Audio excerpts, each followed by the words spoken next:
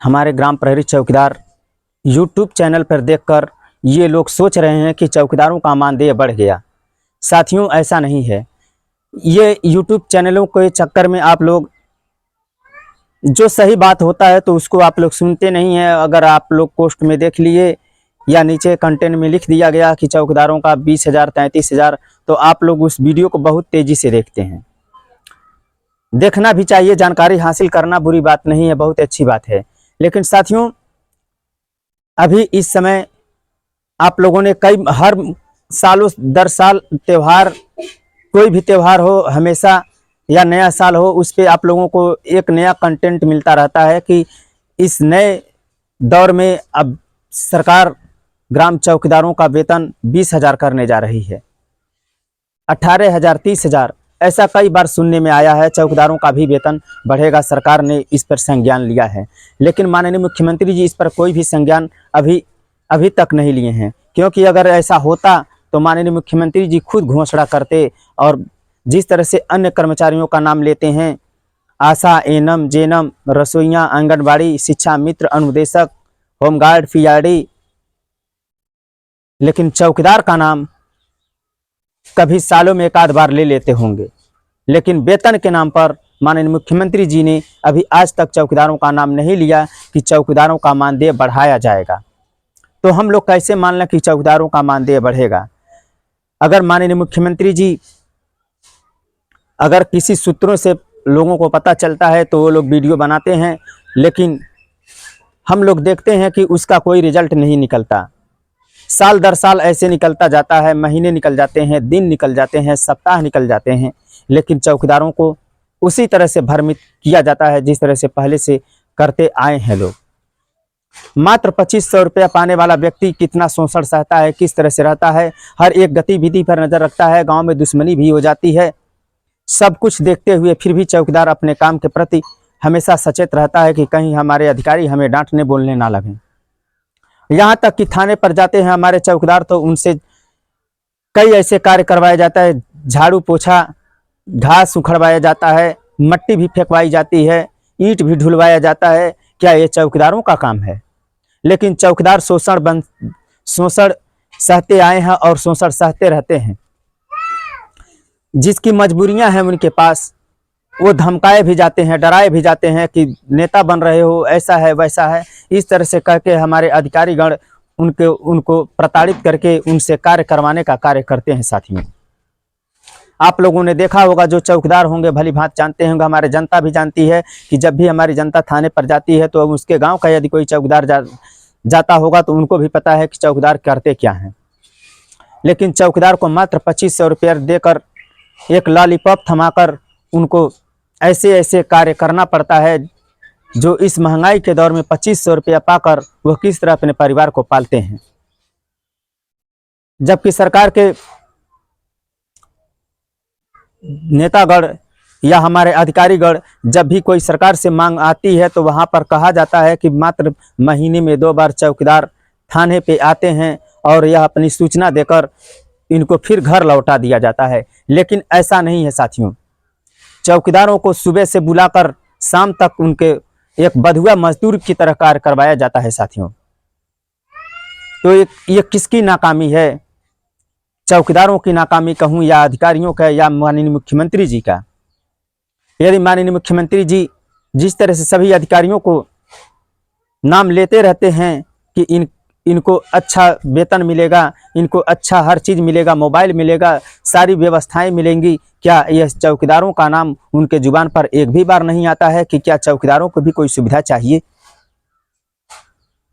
अंग्रेजों के बनाए गए चौकीदार, अंग्रेज चले गए, लेकिन चौकीदार जिस तरह से अंग्रेजों के समय में इतनी लाचारी नहीं थी चौकीदारों को, जो अब इनकी लाचारी इस तरह से है इस महंगाई के दौर में। दिन पे दिन हर चीज़ की महंगाई बढ़ती जा रही है, लेकिन चौकीदारों के तरफ सरकार की ध्यान नहीं है। चाहे कोई भी सरकार रहा हो, लेकिन आज तक किसी सरकार ने चौकीदारों की तरफ ध्यान नहीं दिया।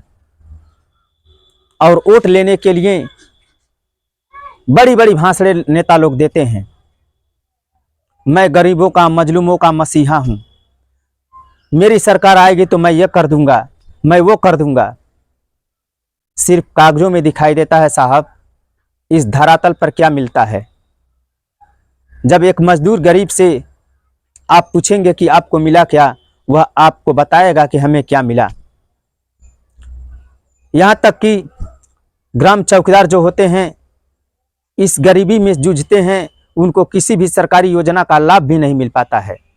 उनसे कहा जाता है कि तुम्हारी तो सरकारी नौकरी है, तुम्हें यह लाभ नहीं मिल पाएगा। ना ही उनको आवास मिलता है, ना ही राशन कार्ड मिलता है, उनको कुछ नहीं मिलता, क्योंकि वह सरकारी नौकरी करते हैं। इतनी बड़ी नौकरी करते हैं कि 2500 रुपया पाते हैं, और थाने पर शोषण जो होता है वो तो आप लोग जानते ही होंगे साथियों। बड़ी विडंबना की बात है कि इस सरकार में क्या एक चौकीदार ही पीसने वाले हैं। आखिर सरकार क्या सोचती है चौकीदारों के बारे में। श्री मुलायम सिंह यादव जी, वो हमेशा चौकीदारों का हाल चाल लेने का कार्य करते थे। वो अपने सरकार में कुछ न कुछ बढ़ोतरी वो करते रहते थे, बुलाकर संबोधित भी किया करते थे। लेकिन इस सरकार में माननीय मुख्यमंत्री जी योगी बाबा अभी आज तक सिर्फ एक बार चौकीदारों को जब 1000 रुपया बढ़ाए थे तभी एक बार बुलाए थे, वो भी खुले मंच से नहीं, मात्र कुछ चौकीदारों को अंदर गए थे जो अपने वर्दी में थे। बाकी चौकीदार वहीं पे बैठे थे, उनका खाना पीना हर चीज हुआ, व्यवस्था अच्छी थी, मैं मानता हूं। लेकिन क्या उनकी 2 बार सरकार बन गई, लेकिन अभी तक चौकीदारों का याद नहीं आया कि चौकीदार भी एक कर्मचारी है। सरकार को चाहिए कि हर एक थाने से रजिस्टर मंगाया जाए कि चौकीदार किस तरह से कार्य करते हैं।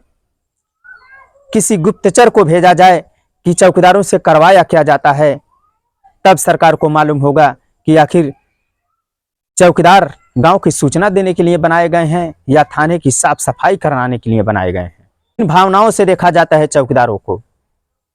अगर इनका अगर इनका मानदेय होता 15-20 हजार 25 हजार, अगर इनका मानदेय होता तो ये लोग इस तरह से शोषण नहीं सहते, ना ही इनसे कोई शोषण करवाने का कार्य करता।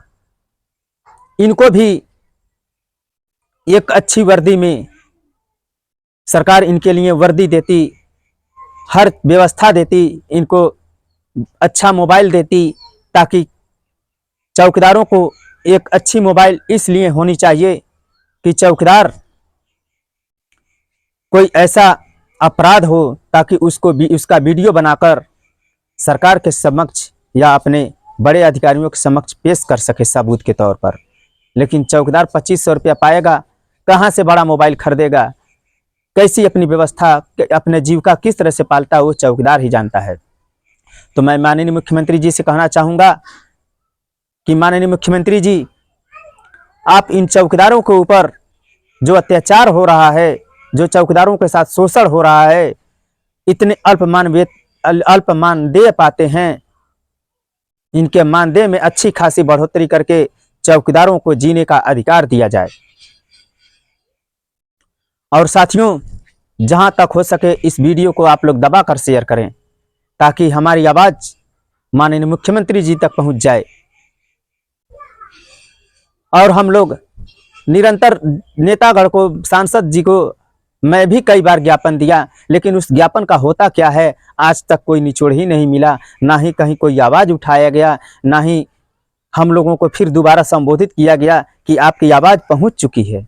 माननीय मुख्यमंत्री जी जल्द ही जल्द इस पर विचार करेंगे। ऐसा नहीं होता है साथियों, तो आप लोग गुमराह ना हो। माननीय मुख्यमंत्री जी के विचार में होगा तो एक दिन हम लोगों का मानदेय अवश्य बढ़ाएंगे साथियों।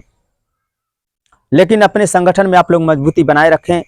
अगर शोषण के खिलाफ आवाज उठाना है तो आप लोग को एकजुट होना होगा, नहीं तो एक व्यक्ति को साथ शोषण होता है, आप नहीं बोलेंगे तो वह अकेला लड़ नहीं पाएगा। चाहे कितना भी बड़ा पद दे दिया जाए, वह अकेले अधिकारियों से बात नहीं कर पाएगा जब तक आप लोगों का संगठन नहीं होगा।